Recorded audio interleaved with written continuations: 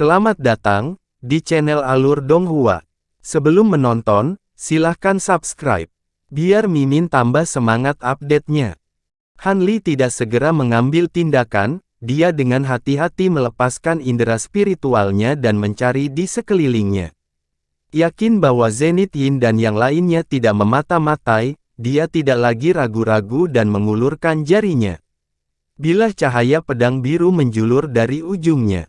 Han Li dengan tenang menggunakan cahaya pedang untuk mengukir lubang sebesar kepalan tangan di dinding batu sebelum melepaskannya. Dia kemudian menggunakan tangannya yang lain untuk dengan cepat menyentuh lingkaran, menyebabkan celah muncul di dinding batu. Han Li tahu bahwa waktunya terbatas dan langsung menjulurkan tangannya ke dalam lubang. Area di dalamnya tidak besar. Setelah menjangkau secara acak, dia berhasil meraih sesuatu.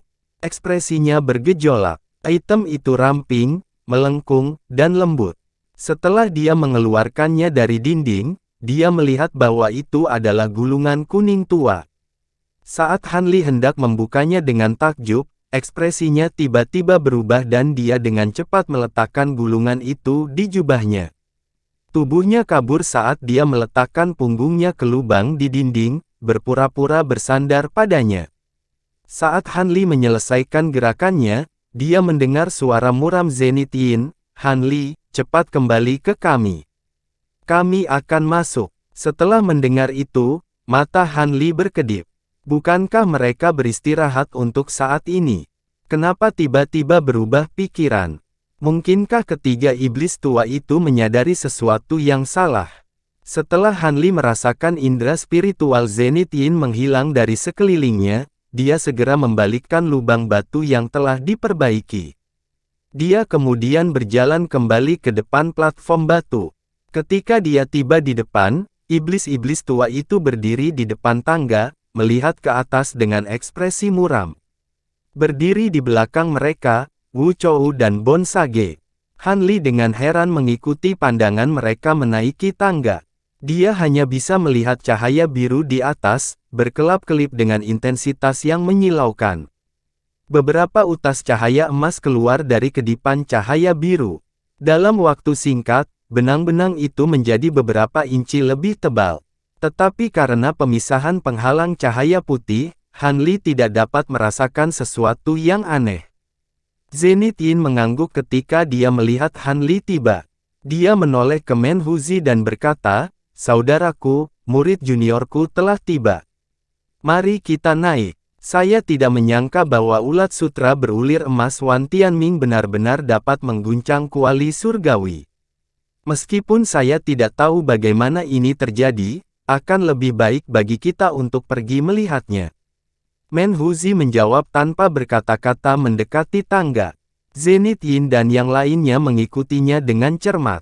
Ledakan. Men Huzi menganugerahkan tinjunya dalam seni iblis dan dengan keras menghancurkan penghalang cahaya, membuka lubang besar 10 meter. Men Huzi memimpin. Zenith Yin dan Awam King Yi mengepung Han Li dan memaksanya berjalan di antara mereka. Bon Sage dan Wu Chou mengikuti mereka dari belakang. Sangat dingin. Meskipun Han Li telah membuat beberapa persiapan di luar penghalang cahaya, Han Li tidak bisa menahan diri untuk tidak menggigil kedinginan di sekitarnya. Dia dengan cepat menutupi tubuhnya dengan penghalang cahaya, sangat mengurangi rasa dingin. Men Huzi tidak menunggu yang lainnya. Dia berjalan lurus menuju pusat cahaya biru yang berkembang dengan langkah besar. Setelah King Yi dan Zenith Yin saling melirik, mereka tidak bisa menahan senyum kecut saat mereka menyusulnya. Tetapi sebelum Zenith Yin mengejar Men Huzi, dia menoleh untuk melihat Han Li, menunjukkan bahwa dia sebaiknya bergegas. Han Li mengutukkan Zenith Yin dalam pikirannya. Dia tahu tempatnya dan tidak punya pikiran untuk melarikan diri. Dia hanya ingin menyeret di belakang dan melihat gulungan itu. Itu mungkin bisa memberikan bantuan terhadap kesulitannya saat ini. Namun, Zenith Yin sepertinya mengingatkan Wu Chou akan sesuatu. Dia mulai menatap Han Li dengan fokus. Bon Sage kemudian menatap ragu pada Han Li. Han Li tidak punya pilihan selain mempercepat langkahnya. Tetapi setelah dia berjalan beberapa langkah, kecepatannya melambat. Meskipun penghalang cahayanya melindungi dari cahaya biru yang membekukan, Han Li merasakan hawa dingin melewati tubuhnya dengan setiap langkah yang dia ambil. Setelah hanya beberapa saat, wajahnya menjadi pucat pasi. Dia dengan cepat menutup mulutnya, takut es akan menyebar ke seluruh intinya. Pada saat itu, Han Li mendengar suara Zenith Yin di telinganya, lambang badak putih tidak hanya melindungi dari panas. Ini juga bekerja melawan dingin. Apa yang kamu tunggu? Han Li tiba-tiba menyadari dan buru-buru mengeluarkan barang itu, menggantungnya di pinggangnya. Begitu lambang badak putih bersinar terang dengan cahaya, dia langsung merasakan kehangatan mengelilinginya. Tidak lagi terhalang oleh hawa dingin, Han Li dengan santai berjalan ke depan. Menhuzi dan pembudidaya Nas Chen Sol lainnya hanya menggunakan penghalang cahaya di tubuh mereka dan melanjutkan tanpa halangan. Adapun Bonsage, dia mengenakan rantai manik-manik merah berkilau dan tidak menunjukkan jejak dingin. Adapun Wu Chou, dia telah mengenakan ban lengan skala ular aneh yang memancarkan penghalang cahaya merah muda di sekitar tubuhnya. Han Li kemudian mengalihkan pandangannya ke tengah platform di atas. Ada sebuah altar kecil yang menonjol dari pandangannya. Ada 8 bola cahaya emas berdenyut di atas altar. Di tengah lampu, ada pegangan besar yang bersinar dengan cahaya biru yang menyilaukan. Pikiran Han Li terbangun saat melihatnya. Dia dengan cepat memeriksa tempat kejadian. Setiap bola cahaya keemasan berisi ulat sutra sepanjang 1 meter dengan setiap cacing menarik benang emas tebal yang mereka lepaskan ke dalam lubang. Tubuh mereka bergoyang saat mereka menarik kembali sekuat yang mereka bisa. Setiap goyangan menyebabkan cahaya biru dari lubang berkedip liar. 3 siluet berdiri di sisi altar. Mereka adalah kelompok pembudidaya Dao yang benar dari Wan Tianming. Mereka jelas tahu bahwa Menhuzi dan yang lainnya telah tiba, tetapi mereka sama sekali mengabaikan mereka. Mereka hanya fokus pada cahaya keemasan di depan mereka, masing-masing dengan ekspresi tegang. Kilatan dingin melintas di mata Menhuzi ketika dia melihat pemandangan itu. Dia tanpa kata mengangkat tangannya dan menembakkan 2 garis cahaya keemasan ke arah para pembudidaya Dao yang benar. Naga glasial. Kura-kura hantu. Wan Tianming dan Tian Wuzi secara bersamaan berteriak saat mereka dengan dingin menatap ke arah serangan.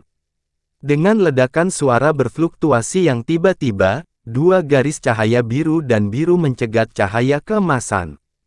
Kembali, Menhuzi dikejutkan oleh reaksi cepat mereka dan memiliki 2 garis cahaya keemasan kembali dengan lambaian tangannya. Mereka mendarat di tangannya sebagai 2 pisau emas.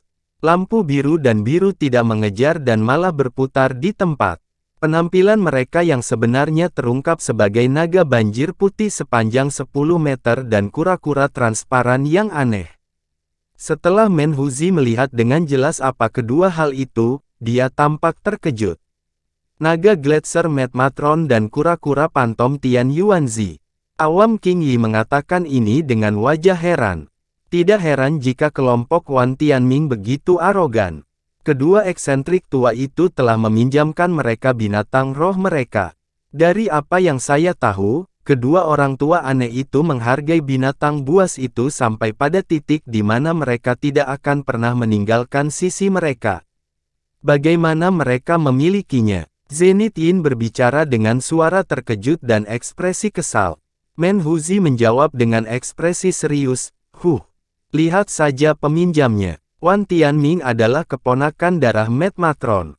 Tian Wuzi dan Tian Yuanzi adalah murid dari tuan yang sama. Tidak ada yang aneh dengan meminjamkan 2 binatang roh itu. Saat Awam King Yi dengan cemas menatap naga banjir putih dan kura-kura besar, dia berkata, ini akan menjadi merepotkan. Kedua binatang itu sama sekali tidak lemah. Bahkan jika kami bertiga melakukan yang terbaik, kami tidak akan dapat melepaskan diri dari mereka untuk beberapa waktu. Menhuzi tersenyum sinis dan berkata, King Yi, Zenith Yin. Keluarkanlah Azure Thunbird dan Heaven White Course mengalihkan perhatian mereka. Mereka mungkin bukan lawan dari binatang buas itu, tapi kita membutuhkan binatang buas itu untuk sementara waktu jika kita ingin bertindak. Kami bahkan tidak perlu mengalahkan Wan Tianming dan yang lainnya. Itu akan baik-baik saja selama kita bisa membunuh salah satu ulat sutra berulir emas. Setelah mendengar ini, Zenith Yin dan Qing Yi saling memandang dengan cemas dan mengungkapkan beberapa keraguan. Jangan khawatir, aku juga akan mengirim binatang rohku untuk bertarung. Mereka seharusnya terbukti cukup merepotkan bersama-sama. Menhuzi melirik keduanya dan memasang ekspresi sedikit jijik. Dengan mengatakan itu, ekspresi Qing Yi dan Zenith Yin menjadi santai, dan mereka setuju. Sebelum Zenith Yin bisa melepaskan mayat iblisnya atau Qing Yi melepaskan binatang rohnya, perubahan yang menakjubkan telah terjadi. Salah satu ulat sutra hijau besar di bola cahaya tiba-tiba bergetar. Cahaya keemasan yang mengelilinginya dengan cepat meredup. Pada saat yang hampir bersamaan, benang emasnya terputus dengan sekejap. Buruk. Para pembudidaya Dao yang benar di samping berteriak dengan waspada. Tapi sebelum mereka bisa mengambil tindakan, ulat sutra berulir emas lainnya mengikutinya. Cahaya keemasan mereka sangat redup, dan dua benang emas putus. Hati Wan Tianming jatuh ke dalam jurang. Dia berdiri diam, tapi itu masih belum berakhir. 3 ulat sutra tersisa dan runtuhnya setengah dari teman mereka menyebabkan beban mereka meningkat dengan cepat.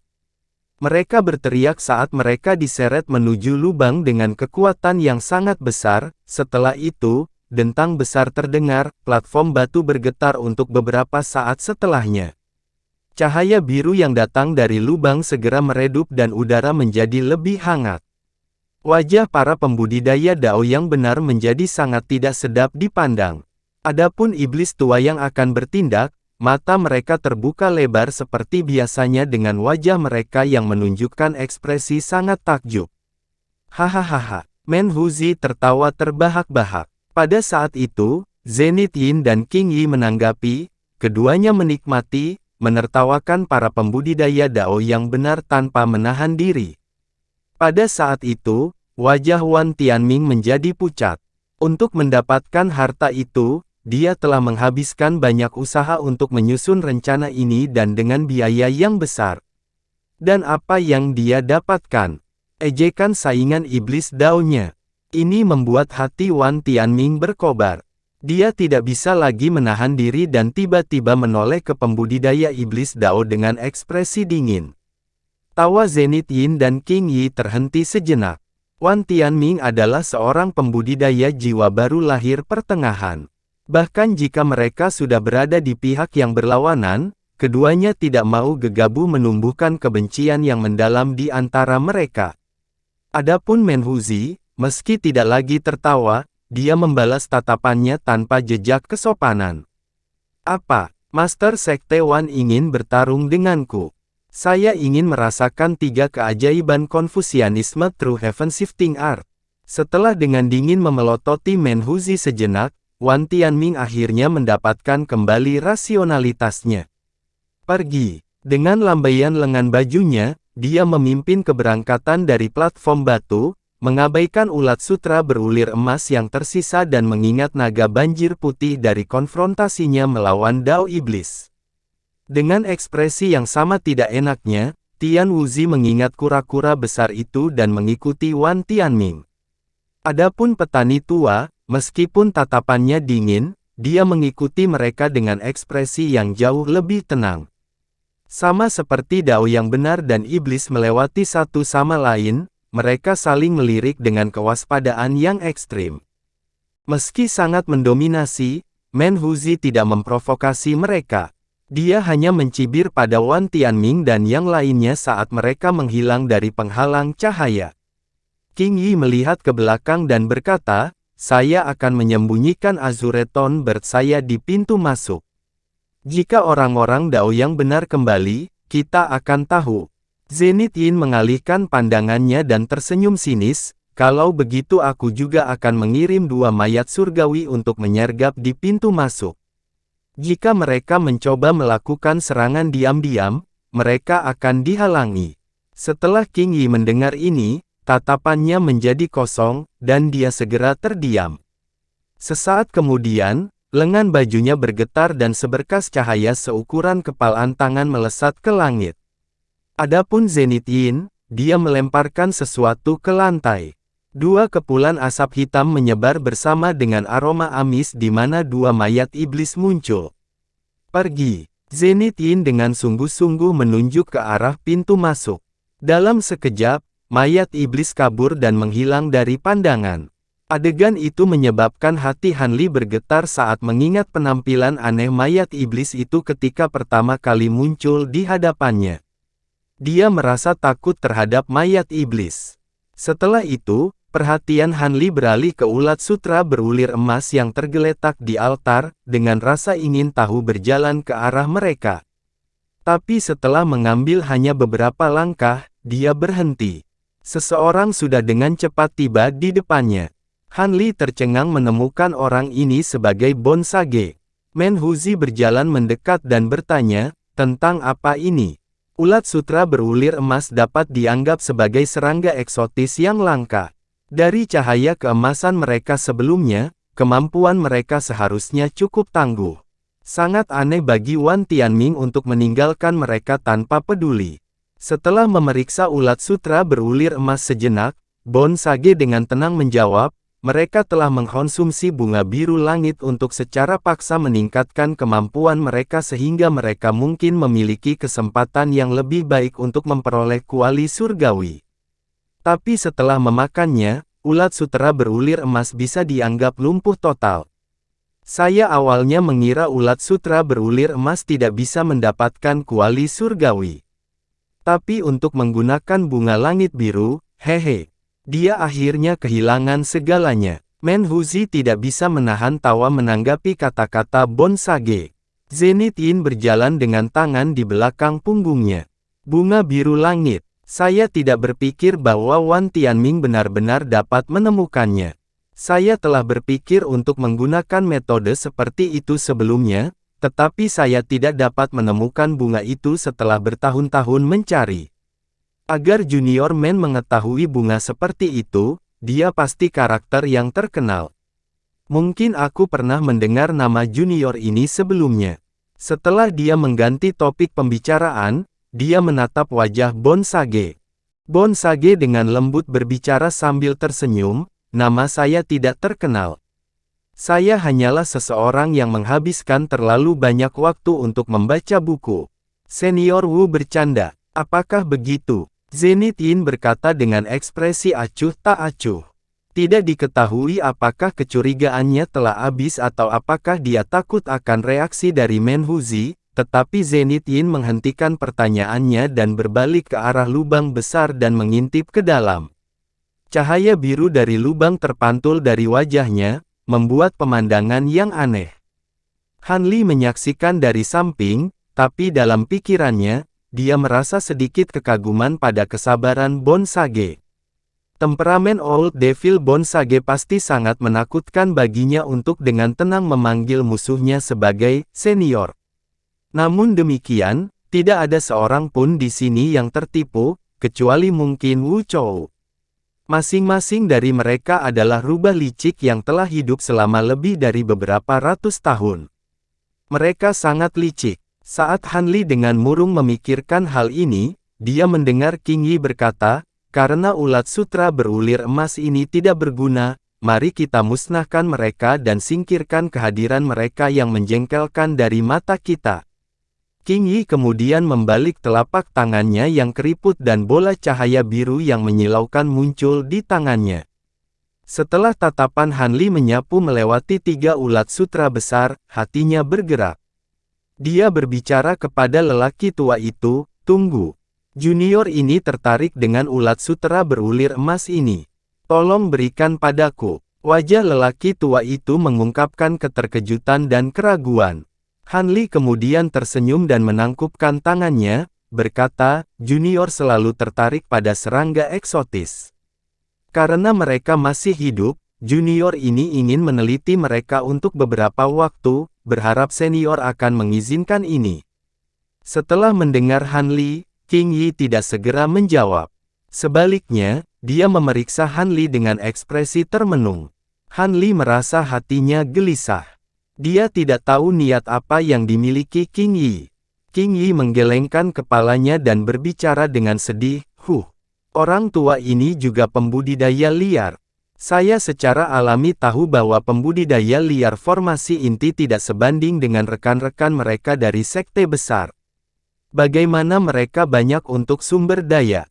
Baik, karena teman muda Han menginginkan sampah ini, ambillah. Jelas bahwa dia salah paham. Han Li dalam hati memutar matanya, dia mengambil keuntungan dari situasi ini dan memasang ekspresi malu saat dia berulang kali mengucapkan terima kasih. Setelah itu, dia meraih kantong binatang roh yang kosong dan menyimpan 3 ulat sutra berulir emas di dalamnya. Tampaknya pada saat yang sama Wan Tianming telah membuangnya, dia juga menghapus tanda kepemilikannya dari mereka. Dengan demikian, mereka memasuki kantong Han Li tanpa jejak perlawanan.